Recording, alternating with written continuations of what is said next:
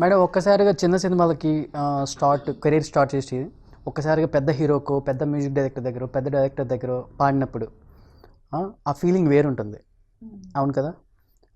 ఈ సినిమాలో నేను కూడా పార్ట్ అయ్యాను యాజ్ ఒక చిన్న నేను అంటే అంటే చిన్న అంటే ఏ విషయంలో చిన్న కాదు, అంటే అకస్మాత్తుగా చిన్న సినిమాలు పాడుతూ ఒక్కసారిగా వీటికి పాడితే ఫస్ట్ ఎవరు పెద్ద హీరోకి మీరు పాడింది? ఫస్ట్ పాడింది బాలకృష్ణ గారికి. ఎలా ఉంటుంది మేడం? ఇప్పుడు సింగర్స్ మీరంటే షూటింగ్లో ఉండరు కాబట్టి మీరు రికార్డింగ్ స్టూడియోకి వస్తారు, పాట పాడి వెళ్ళిపోతారు. తర్వాత ఆ సాంగ్ రిలీజ్ అయిపోయిన తర్వాత, సినిమా రిలీజ్ అయిపోయిన తర్వాత మీకు ఏమైనా ఫోన్లు చేసి కాంప్లిమెంట్స్ ఇవ్వటం కానీ, ఎప్పుడైనా కలవటం కానీ మీరు అలా ఉండదు కదా మీకు?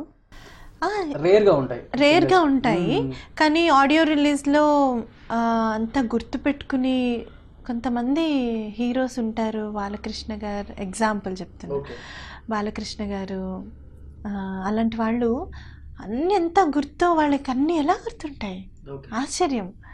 గుర్తుంటుంది, ఆయనకు అన్నీ గుర్తుంటాయి. పాట పాడావు కదా అంజన, చాలా బాగా పాడావు, అలా కాంప్లిమెంట్ ఇస్తే అసలు వాళ్ళు అందుకని అంత లెజెండ్స్ అయ్యారు. అందుకే మేడం అన్నీ గుర్తుండి చేసేవాళ్ళు లెజెండ్స్ అవుతారు. ఊరికే నామకే వాసి ఉంటే వాళ్ళు ఎప్పుడు అలానే ఉండిపోతారు. కానీ అసలు అంత మెమరీ పవర్ ఎలాగ? అలాగే బాలు గారికి అమ్మో అసలు ఏం మెమరీ! అసలు ఈరోజు కనిపించి ఒక 5 నిమిషాలు మాట్లాడితే ఒక 10 ఏళ్ల తర్వాత అక్కడ మాట్లాడావు కదా అని గుర్తుంటుంది ఆయనకి. అస్సలు అందుకనే వాళ్ళ లెజెండ్స్ అనిపిస్తుంది నాకు. కానీ మీరు పాడిన పాటలలో ఎక్కువ ఫస్ట్ గుర్తుండేది ఏంటంటే సీతమ్మ వాకిట్లో సిరిమల్ల చెట్టు, ఆ సాంగ్. ఎందుకంటే ఆ హీరోయిన్ అంజలి గారికి కూడా అదే నేటివిటీలో ఉంటారు. ఆమె కూడా అంటే ఆమె వాయిస్ బేస్ కానీ ఆమె కల్చర్ కానీ కరెక్ట్గా సూట్ అవుతుంది మీ వాయిస్ కూడా. అది ఫోకిష్గా ఉంటుంది కూడా నేను పాడిన పాట. ఆ సాంగ్ ఒకసారి. వాన చినుకులు ఎట్ట తడిపితే ఎట్టాగా ఆగుతుంది వయసే, నీటి చురకలు అట్ట తగిలితే ఎట్టాగా లొంగుతుంది సొగసే, ఆగవమ్మో అమ్మో అంత దొరసే, అరే అబ్బాయి అంటే ఎంత అలసే, నీకు కళ్ళాని వేసి కళ్ళాడించాలని వచ్చా వచ్చా వచ్చా అని తెలిసి. Super, thank you. వాన ఒక్కటే పడలేదు, మిగతా అన్నీ ఓకే. మధ్యలో సూపర్ సింగర్స్ అని వచ్చింది. అప్పటికి మీరు అందరూ కూడా దాంట్లో పార్టిసిపేట్ చేసిన అందరూ కూడా ఆల్మోస్ట్ సినిమాలో పాడేవాళ్ళు. కొత్త సింగర్స్కి అవకాశాలు ఇవ్వాలి కదా బేసికల్గా, కానీ మీరే ఎక్కువ మాట్లాడటం కానీ పాటలు పాడటం కానీ జరిగింది అక్కడ. అది ఎంతవరకు కరెక్ట్ అంటారు? కొత్త సింగర్కి అవకాశం ఇవ్వాలి అనేమి వాళ్ళ వాళ్ళ కొత్త సింగర్స్ ఎవరైతే వస్తున్నారో వాళ్ళ ఆపర్చునిటీస్ ఆపేసి వేరే వాళ్ళు ఎవరు తీసుకోవట్లే. టాలెంట్ ఉంటే ఎక్కడున్నా బయటికి రావాల్సిందే. సో ఎవరిని ఎవరు ఆపలేరు. వీళ్ళని పైకి తీసుకొద్దామని లాక్కుని వచ్చినంత మాత్రాన వాళ్ళు నిలబడతారనేమి రూల్ లేదు. So it's not a valid thing. Super singers కొత్త వాళ్ళతో పెట్టారు, ఎంతమంది పాడుతున్నారు తెలియదు కదా నాకు. నేను ఫాలో అవ్వను యాక్చువల్గా, నా ఎపిసోడ్స్ నేనే చూసుకోలే, అది వ్యూయర్స్కే తెలుస్తుంది. అది ఆ డిస్కషన్ అన్నది నాట్ వ్యాలిడ్. అంత ప్లేబ్యాక్ సింగర్స్తో 7 is all with the playback singers కాన్సెప్టే అది. కొత్త వాళ్ళు అందులో ఎంటర్ అవ్వడం అన్నది కాన్సెప్ట్ని బ్రేక్ చేసినట్టు కదా. ఇప్పుడు నెక్స్ట్ది కొత్త సింగర్స్తో పెట్టారు, అందులో చాలామంది పాడుతున్నారు కూడా, పాడారు కూడా. ఎందుకంటే ఆ సూపర్ సింగర్ సిరీస్ నేను ఫాలో అవ్వలేదు, ముందుది వెనకాతల్ది. ఎక్కువ ఆల్బమ్స్ చేశారు. సో ఆ ఆల్బమ్స్లో చాలా క్లిక్ అయినాయి. కానీ మీరు నేటి భారతం గురించి, మోడీ గారి పాలన గురించి కూడా మీరు ఒకటి చేశారు అవేర్నెస్ కోసం. అది చాలా గుడ్ కాజ్ అండ్ చాలామంది కూడా దాని గురించి ఆలోచించారు కూడా. అండ్ ఇంకోటి ఏంటంటే మొత్తం ప్లేబ్యాక్ సింగర్స్ని మీరు ఒకటిగా చేర్చి మీరు ఆ సాంగ్ పాడించడం కూడా జరిగింది. అది అల్టిమేట్లీ చాలా వరకు రీచ్ అయింది కూడా. దాని గురించి మీ స్పందన ఎలా ఉంది? మీరు దీని గురించి నేను చేశాను కదా, దీని గురించి చాలా చేంజ్ అని అనిపించిందా మీకు? చేంజ్ గురించి ఏం చేయలేదు నేను యాక్చువల్గా. ఒక నా వీడియో నా యూట్యూబ్ ఛానల్లో కాన్సెప్ట్ వైజ్ రన్ అయ్యే వీడియోసే చేద్దాము అని, ఊరికే సరదాగా ర్యాండమ్గా ఇది బాగుంది మెలోడీ సాంగ్ ఇది చేసేద్దాం, లేకపోతే ఇది కవర్ బాగుంది కదా, ఇది పాట బాగుంది కదా ఇది కవర్గా చేద్దాం అన్నది కాదు. నా ఒక వీడియో సాంగ్ చేసామంటే దానికి ఒక మీనింగ్ ఉండాలి, ఒక కాన్సెప్ట్ ఉండాలి. అని ఉద్దేశంతో. ఇప్పుడు నేను శ్రీమత్ మీద చేస్తున్నవన్నీ కూడా మదర్ సాంగ్స్, అది చాలామంది యూజ్ చేసుకుంటున్నారు. అలాగే నేటి భారతం అన్నది, ఇదిరా భారతం అన్నది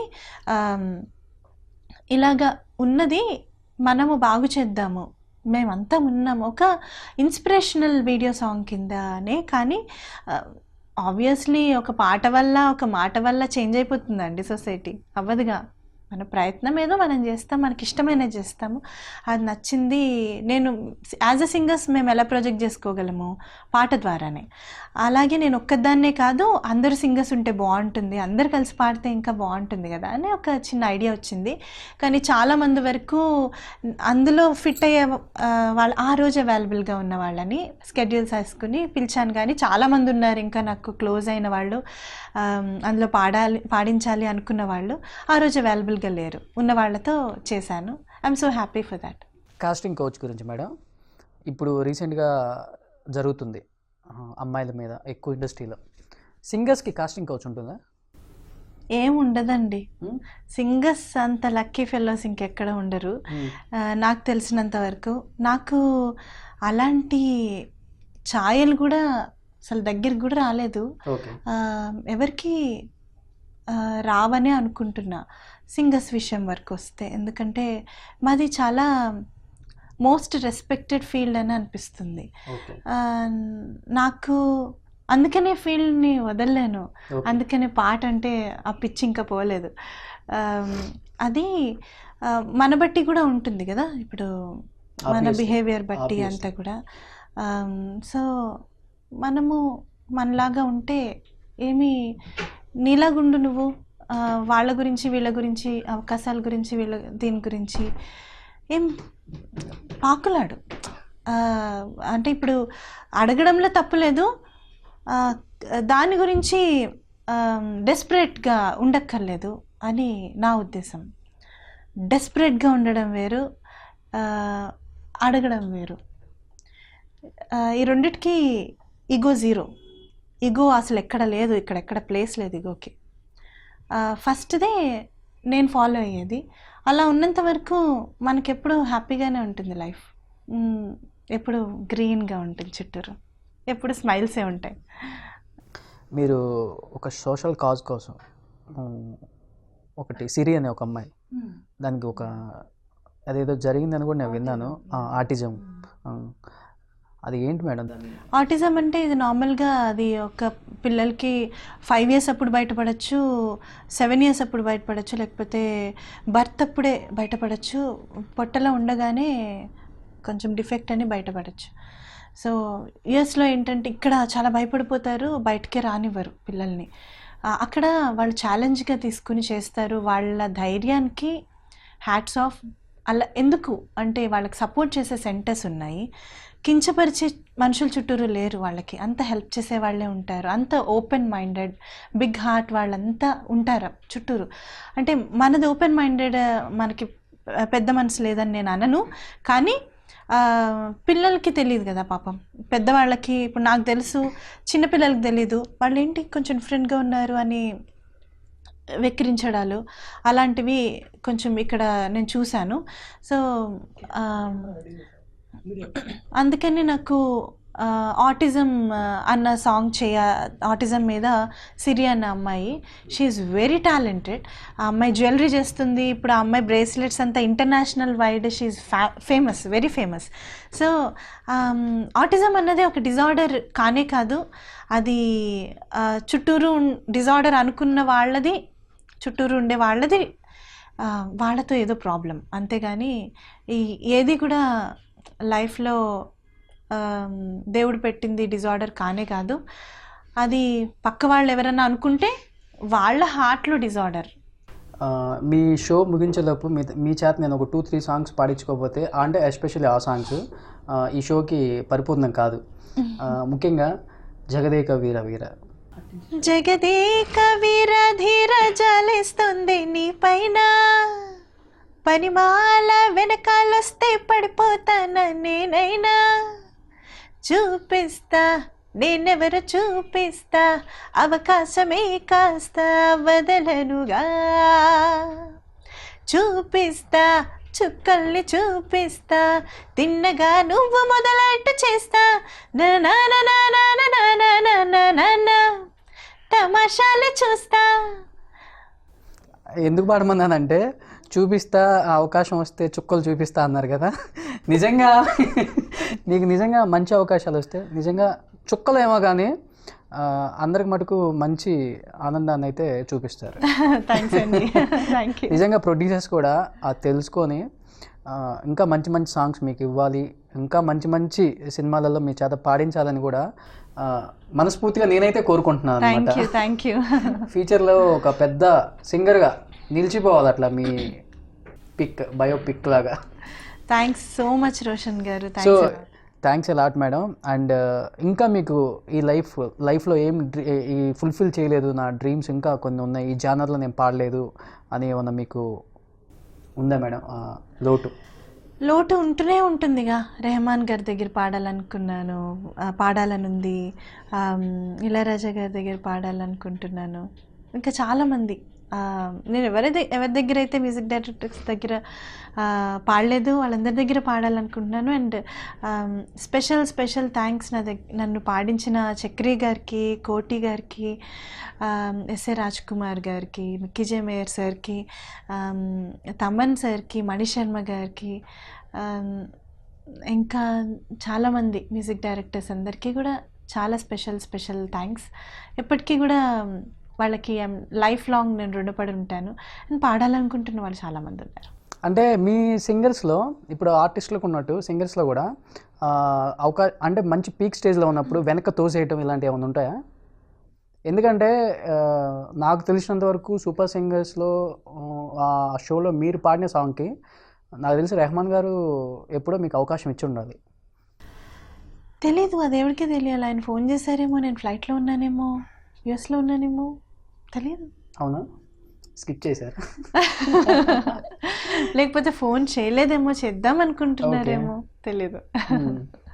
అలా తోసేడాలు, పక్కకి నెట్టేసేడాలు అలాంటివి ఏమి ఉండవండి. ఒకవేళ నేను అటు ఇటుగా విన్నా చూడనప్పుడు నేను నమ్మను. సో అంజనా సౌమ్య గారికి లైఫ్లో అన్ని డ్రీమ్స్ ఫుల్ఫిల్ అయ్యాయి. రెహమాన్ గారు, ఇళయరాజా గారు ఈ ఇద్దరి మ్యూజిక్ డైరెక్షన్లో పాడాలని మేడంకి ఎంతో ఆశ ఉంది. కాబట్టి నిజంగా Ilaiyaraaja sir please give me the chance to Anjana Soumya గారు అండ్ రెహమాన్ సార్ ఒక ఛాన్స్ అంజనా సౌమ్య గారికి ఇచ్చి మీ సినిమాలో పాడిస్తే ఫస్ట్ మేము హ్యాపీ. సో అది త్వరలో జరగాలని మనస్ఫూర్తిగా కోరుకుంటున్నాను మేడం. ఇప్పుడు డైరెక్టర్స్లో నాకు చాలా ఇష్టమైన డైరెక్టర్ దేవిశ్రీ ప్రసాద్ గారు, గోపి సుందర్ గారు. ఓకే, చాలా ఇష్టం. వాళ్ళిద్దరు మ్యూజిక్ డైరెక్షన్లో కూడా పాడాలని అనుకుంటున్నాను. అవునా? దేవిశ్రీ దాంట్లో పాడలేదు? పాడలేదండి ఇప్పటి వరకు. ఓకే, బేసిక్గా మీ వాయిస్ టెంపోకి ఆయన మ్యూజిక్ బాగుంటుంది ఇంకా. సో దేవిశ్రీ ప్రసాద్ గారు కూడా ఈ వీడియో చూస్తే తప్పకుండా అంజనా గారికి అవకాశం ఇవ్వాలండి. ఎందుకంటే అలాంటి మంచి బేస్ ఉన్న ఒక సింగర్ కాబట్టి మనకు ఎవరు దొరకరు, అరుదుగా ఉంటారు ఇలాంటి వాళ్ళు. సో ఇలాంటి వారిని మనం వినియోగించుకోవాలి. ఇప్పటికి కూడా మీరు అవకాశాలు ఇవ్వలేదని తను ఎప్పుడు బాధపడలేదు, పాడాలని ఒక డ్రీమ్ ఉంది నాకు అని చెప్పేసి కోరుకుంటున్నారు అంజనా గారు. So thank you very much Anjana గారు, ఇక్కడికి వచ్చి మీరు ఇంతసేపు నా కోసం కేటాయించి మీ ఇంటర్వ్యూ ఇచ్చారు. సో ముగించే ముందు ఒకసారి మంచి ఎండ్ వారు వీరు పాడతా. యా, దేవదాస్. వారు వీరు అంతా చూస్తూ ఉన్నా, అంతో ఎంతో ధైర్యంగానే ఉన్నా, అయినా ఏ మాట రాక మనసేమో ఊరుకోక, అయినా ఈ నాటి దాకా అస్సలు అలవాటు లేక ఏదేదో అయిపోతున్నా, పడు చందం పక్కనుంటే పడిపోదా పురుష జన్మ, అల్లా పడిపోకపోతే ఏ లోటో ఏమో కర్మ. Thank you madam. Thank you very much ఇక్కడికి వచ్చి ఇంతసేపు మీరు ఇంటర్వ్యూ ఇచ్చినందుకు.